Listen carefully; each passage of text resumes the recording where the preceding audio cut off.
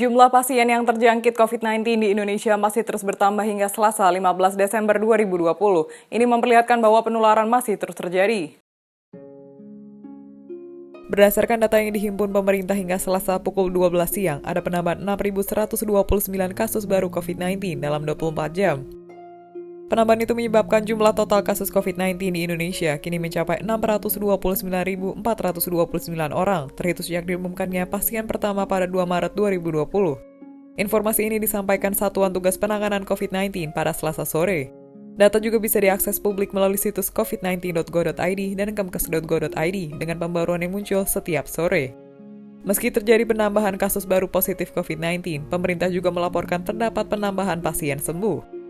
Dalam data yang sama, ada penambahan 5.699 pasien COVID-19 yang sembuh dan dianggap tidak lagi memiliki virus corona.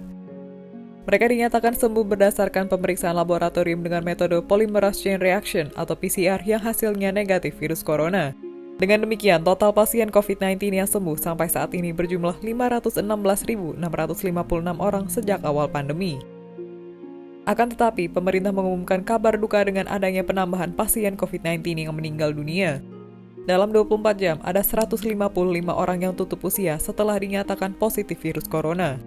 Sehingga angka kematian akibat COVID-19 di Indonesia tercatat sebesar 19.111 orang. Dengan perubahan data tersebut, maka kasus aktif COVID-19 di Indonesia kini ada 93.662 orang. Kasus aktif adalah jumlah pasien positif COVID-19 yang masih menjalani perawatan di rumah sakit atau isolasi mandiri. Selain kasus positif, pemerintah juga mencatat ada 63.666 orang yang kini berstatus suspek. Sebanyak 6.120 kasus baru COVID-19 diketahui setelah pemerintah melakukan pemeriksaan terhadap 60.700 spesimen dalam sehari. Pada periode 14 hingga 15 Desember 2020, ada 38.849 orang yang diambil sampelnya untuk menjalani pemeriksaan spesimen.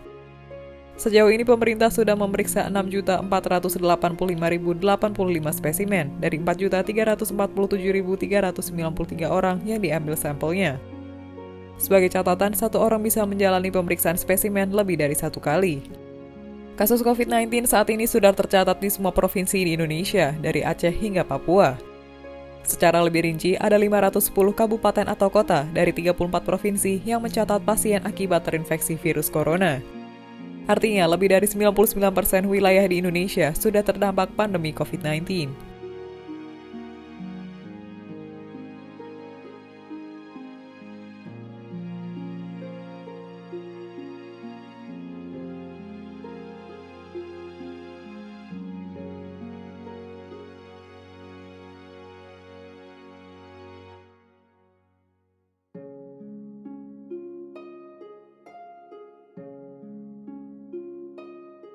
Demikian informasi dari Tribun Jateng Update. Saksikan terus Tribun Jateng Update hanya di channel YouTube Tribun Jateng.